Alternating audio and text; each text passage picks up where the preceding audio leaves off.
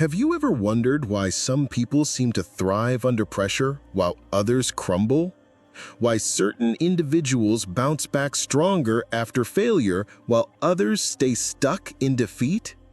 Could it be that the true game changer isn't talent, luck, or even hard work, but something deeper? Something internal? If you're tired of letting your emotions, past mistakes, or self-doubt hold you back, then this is your wake-up call. Because mastering your mindset isn't optional if you want to succeed. It's everything. Before we dive in, make sure to hit that subscribe button if you're ready to break free from mental limits and build a life with purpose and power. Now let's begin the journey inward. 1. Reprogram your beliefs. Rebuild your reality. Every belief you hold is like software running silently in the background. Some of it helps you. Most of it holds you back. Beliefs are rarely questioned because they feel like facts. They're the lens through which you interpret the world, silently shaping your reactions, choices, and identity. Some beliefs push you forward. They anchor your self-worth and enable your growth. Others, more often than not, act like viruses in your mental operating system. They reroute your potential, crash your confidence, and corrupt your sense of what's possible. And the scariest part is that these limiting beliefs don't shout, they whisper. They masquerade as caution, logic, or common sense. You end up living a life dictated not by reality, but by the invisible framework of your own unexamined thoughts. That's why awareness is everything. You can't fix a belief you don't even know is running. From a young age, society, family, and past experiences install invisible scripts in your mind. Scripts that whisper, "You're not good enough," or "You'll never succeed." And you live them out without even realizing it. These scripts aren't always malicious. They often come from people who think they're protecting you, from failure, heartbreak, disappointment. A parent who tells you not to aim too high just in case. A teacher who dismisses your question in front of a class. Or a peer who mocks your ambition. All these moments, if left unresolved, etch messages into your subconscious. Over time, they become your truth. And you don't challenge them because they feel familiar. They become part of your identity, like background music you've grown used to. The worst part is that you begin to reenact them. You self-sabotage, settle for less, or avoid risks that could elevate your life. This isn't fate, it's programming. And until you recognize it as such, you'll continue to live a story that was written by someone else. But here's the secret. You can rewrite those scripts. You can choose new beliefs. Not just affirmations, but convictions rooted in conscious awareness. Rewriting your beliefs isn't about chanting empty mantras or pretending everything is fine. It's about excavating the roots of your thoughts and choosing new mental software, based not on fear or past wounds, but on possibility and clarity. You begin with awareness. You catch yourself in the act of self-doubt or hesitation and ask, where is this coming from? Is it even true? Then you replace it, not with blind optimism, but with empowering clarity. For example, instead of "I'm not good enough," you install "I am evolving, and that makes me powerful." You adopt beliefs that support your growth and challenge those that shrink you. This isn't delusion, it's intentional thought design. Start by questioning the thoughts that limit you. Are they facts or just fear disguised as logic? Mastery begins when you decide your mind is no longer a storage of the past, but a tool to create your future. The turning point in anyone's life is when they stop treating every thought as a truth. That inner voice that says you can't do it, that it's too late, that you're too flawed. That voice isn't prophetic, it's protective. And most of the time, it's lying. It's fear dressing itself as reason. Mastery begins when you interrogate that voice with calm detachment. When you realize that just because a thought occurs doesn't mean it's accurate or helpful. You can choose which thoughts to energize. You can upgrade your belief system the way you update your phone, deliberately and regularly. When your mind stops acting as a museum of old failures and starts functioning as a studio for future vision, your entire life begins to change. 2. Mental discipline is freedom. Discipline isn't about restriction, it's about liberation. It's not punishment, it's power. There's a common misconception that discipline means saying no to joy, fun, or freedom. But the truth is the opposite. Discipline is the foundation of true freedom. It's the ability to delay short-term pleasure for long-term purpose. It's what gives you control over your time, your emotions, and your destiny. Without it, you become reactive, ruled by cravings, distractions, and impulses. With it, you become deliberate. You move from chaos to clarity. You stop being a prisoner of your whims and start becoming the architect of your life. Freedom isn't doing whatever you feel like. Real freedom is having the strength to choose what serves you, even when it's hard. Most people are slaves to their moods. They wait for motivation. They chase dopamine, and they never build the muscle of commitment.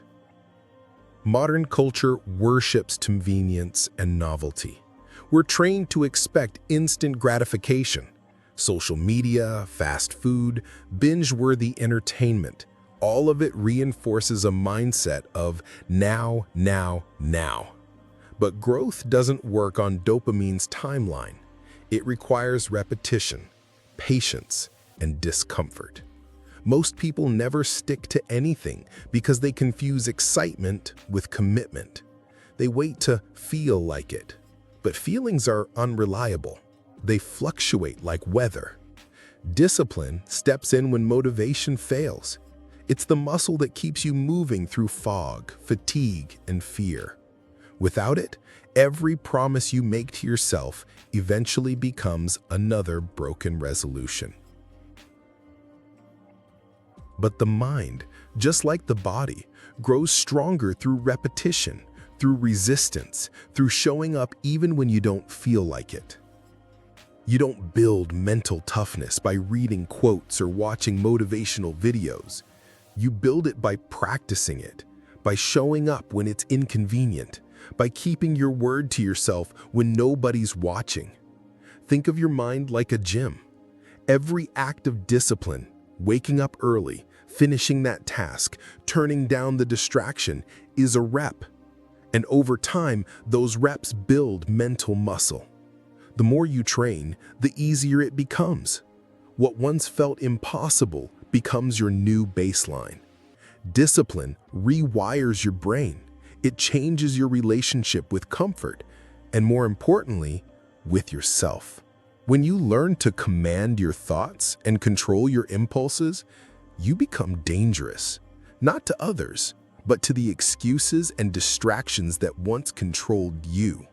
Self-discipline makes you powerful because it removes the inner enemies that used to sabotage you. You stop being hijacked by laziness, doubt, or fear. Instead, you act with purpose. And in a world filled with noise, urgency, and manipulation, that kind of calm control is rare and magnetic. People who live with discipline don't just inspire others, they influence reality. They get things done. They move with intention. They stand out not because they shout, but because they're steady. They don't need hype, luck, or ideal conditions. They have mastery, and that makes them unstoppable. Self-mastery isn't given. It's forged through discipline daily. Mastery is earned in the trenches of everyday life. It's not glamorous. It's not viral. It's the early mornings, the uncomfortable choices, the 100th repetition. It's the decision to keep going when everything in you wants to quit. And the beautiful thing is, it's available to everyone. No one is born disciplined. It's cultivated. Like a garden, it needs attention, pruning, and effort. The good news is that each small act counts. Every disciplined choice is a brick in the foundation of a stronger, freer version of you. And one day, you'll look back and realize that version didn't arrive by accident. It was built by you. 3. Pressure reveals potential. Everyone's calm when things are easy, but pressure, that's the real test. When life is comfortable, it's easy to look composed, motivated, and confident, but comfort doesn't reveal character, pressure does. When stakes are high and plans fall apart, that's when your conditioning shows. You either crumble or you rise. Pressure peels back the surface and reveals what's underneath. It forces you to confront your true mindset, not the one you post online. Do you panic, blame, freeze, or do you adapt, focus, and execute? In that sense, pressure is the world's most honest mirror. It doesn't care about appearances. It exposes your preparation, your self-talk, your habits. That's why you must learn to respect it, not fear it. Under stress, your subconscious programming takes over. That's why mindset matters more than motivation. When the heat rises, the truth shows. You can't fake strength in a crisis. When pressure hits, you default to your training. That training lives in your subconscious, built from years of repetition and belief. That's why mindset isn't just a cute concept, it's your first responder when everything's on fire.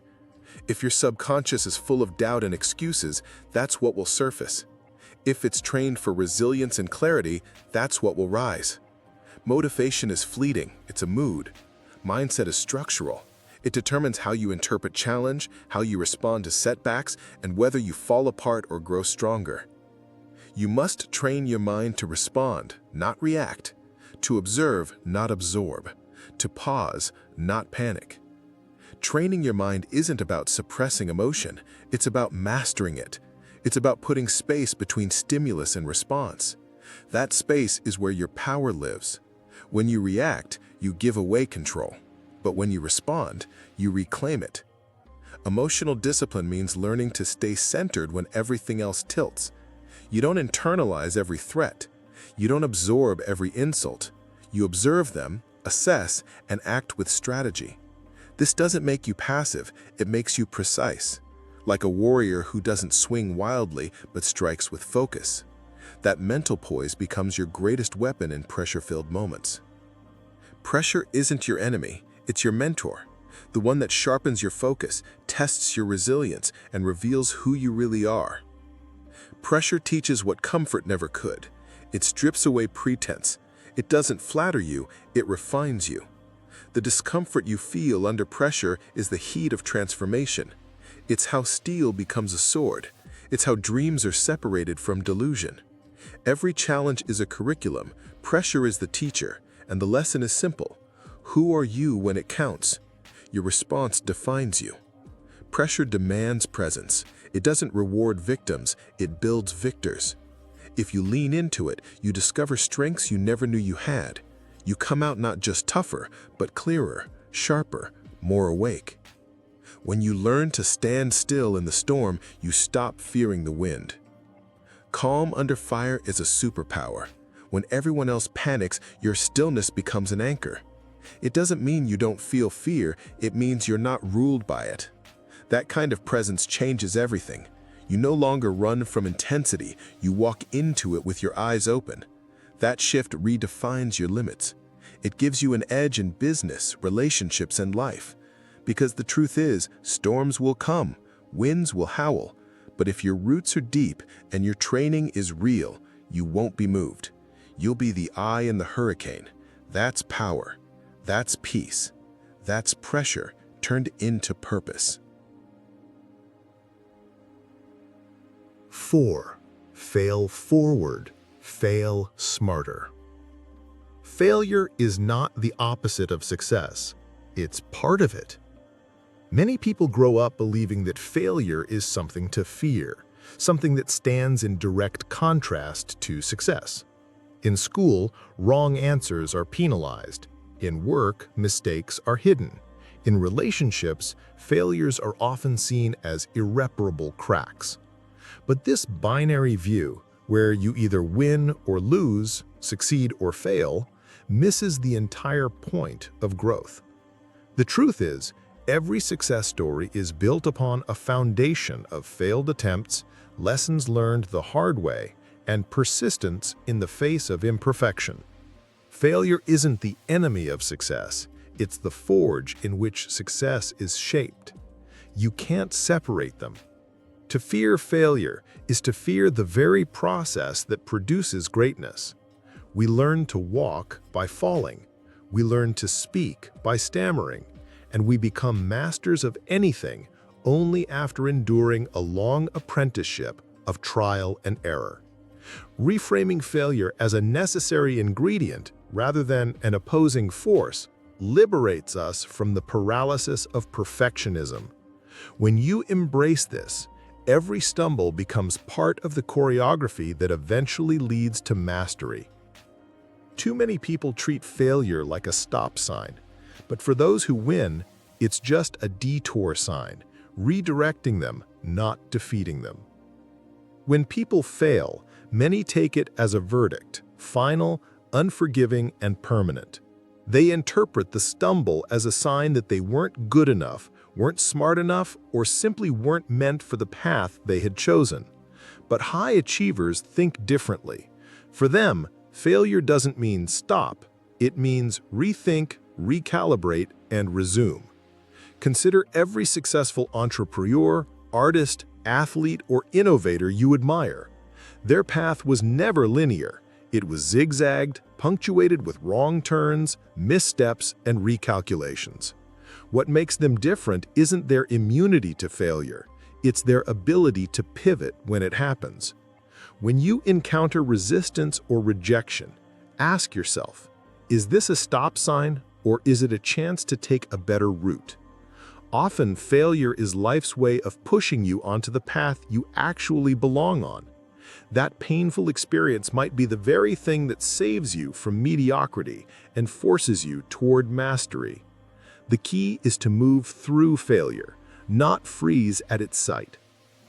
If you study success stories long enough, you'll notice a pattern: rejection, setbacks, embarrassment, and then breakthrough.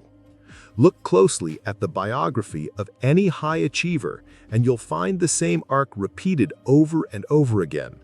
Steve Jobs was ousted from Apple before returning to revolutionize the company. Oprah was told she was unfit for television. J.K. Rowling was rejected by 12 publishers before Harry Potter became a global phenomenon. The pattern is so consistent it borders on predictable. A phase of visible struggle, of doubt and discouragement, followed by an unexpected rise. This isn't coincidence, it's the anatomy of resilience. Every setback teaches the person something vital. Rejection sharpens focus. Embarrassment humbles ego. Mistakes strengthen strategy. Success is not a straight road paved with confidence and clarity. It's a maze, navigated by those who refuse to give up when they hit a wall. By studying these stories, you begin to understand that the dip, the dark part before the light, is not the end, but the beginning of transformation. Start reframing failure as feedback. Ask, what is this teaching me? What adjustment can I make? When you shift your perception of failure from punishment to feedback, everything changes. Feedback gives you data. It gives you insight into what worked, what didn't, and why. Instead of berating yourself for a misstep, you start to dissect it like a scientist. What went wrong? Was it timing, technique, mindset? What part of this can I control or improve? This empowers you. It places you in the driver's seat of your own development. Each failure becomes a diagnostic tool, a mirror reflecting back valuable information you couldn't get any other way. Asking questions like, "What is this teaching me?" or "How can I do this differently next time?" not only helps you move forward faster, it also builds the muscle of self-awareness. Over time, this reflective habit becomes your superpower. The more willing you are to mine your failures for wisdom, the less likely you are to repeat them, and the more momentum you gain. Those who succeed don't avoid falling. They learn how to fall forward again and again until the path becomes theirs. The difference between winners and quitters isn't that winners never fall. It's that they've learned how to fall with direction, with strategy, and with grace. Falling forward means that even in failure, you're making progress. You're learning, adapting, growing stronger, and refining your aim. Each time you fall, you gain something: experience, insight, or resilience. And with each fall, your landing becomes softer, your bounce back quicker. Eventually, the very process of falling becomes a rhythm you're comfortable with, not something to be feared, but something to be leveraged. When you adopt this mindset, failure stops being a threat and starts becoming an ally. You begin to take more calculated risks. You become bolder. You understand that every step, no matter how imperfect, is carrying you forward. And with enough time and persistence, the path that once felt impossible becomes familiar terrain, yours to claim. 5. Become the person, not just the performer. Success isn't something you chase, it's something you become. People often talk about chasing success, setting goals, grinding, hustling. But the chase itself implies something external, something separate from who you are. This creates a dynamic where you're always striving, never arriving. True, lasting success doesn't come from external validation or temporary wins. It flows from identity, from becoming the kind of person who naturally attracts and sustains success. When you embody success, you no longer need to chase it. It starts to align with you. This is a shift from doing to being, from focusing on outcomes to cultivating character. Instead of constantly asking, "What do I need to do to succeed?" ask, "Who do I need to be so that success becomes inevitable?" The internal change precedes the external rewards. The habits, routines, and wins are all just byproducts of that deeper identity work. So don't merely pursue success. Transform yourself into the person success gravitates toward. You can build habits, crush goals, earn money, but if your identity remains the same, you'll sabotage it all eventually. Habits are powerful. Systems are efficient.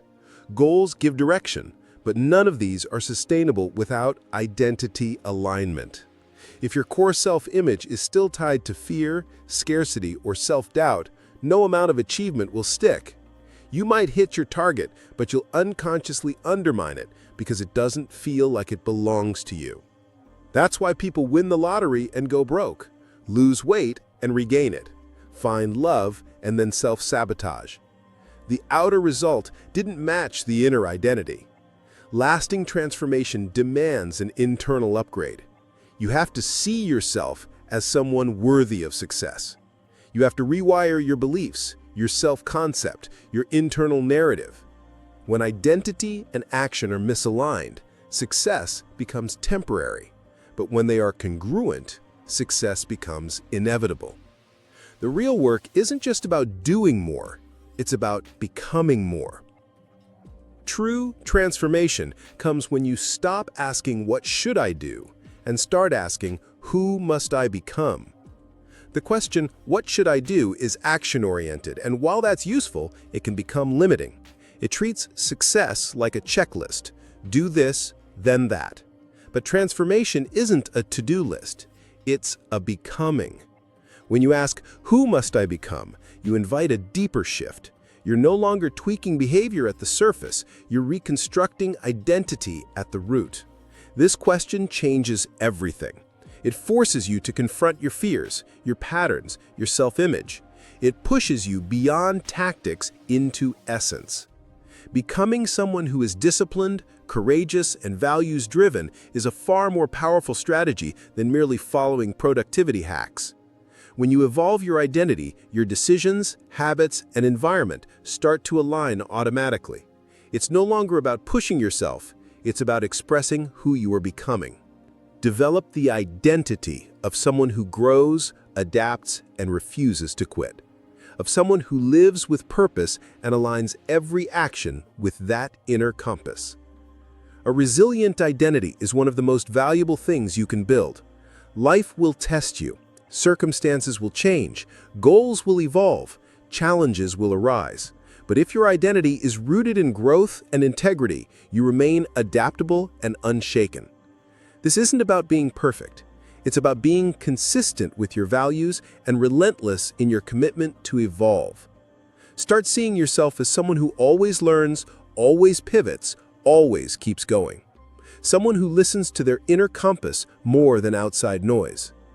Purpose isn't found, it's forged through action, reflection, and alignment. And when your identity is fused with purpose, your decisions become clearer, your energy more focused, and your life more fulfilling. You stop drifting and start directing. A growth identity isn't built overnight, but every day you act in alignment, you cast a vote for the person you were born to become. Identity isn't a fixed trait, it's a practice.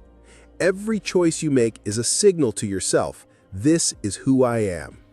When you skip a workout, you're voting for comfort. When you show up despite the fear, you're voting for courage. The votes add up. Eventually, they solidify into belief. That's how identity is built, not through one grand gesture, but through thousands of small, aligned actions. So don't wait for clarity or confidence. Just start casting votes. Show up. Try again. Honor your word. Each day, reinforce the traits of the person you aspire to be. Over time, the gap between who you are and who you want to become starts to close. You no longer have to act like the future version of yourself. You simply are that person. That's the real victory. Your mind is the first battlefield. If you lose there, you lose everywhere else. But if you win there, if you take control, build discipline, stay calm under fire, rise from failure, and grow into your future self, then the world opens up to you. Success doesn't come to the most talented or the luckiest. It comes to those who decide to master their mindset. So which path are you walking? One built on excuses or one forged by purpose? Subscribe if you're ready to live deliberately.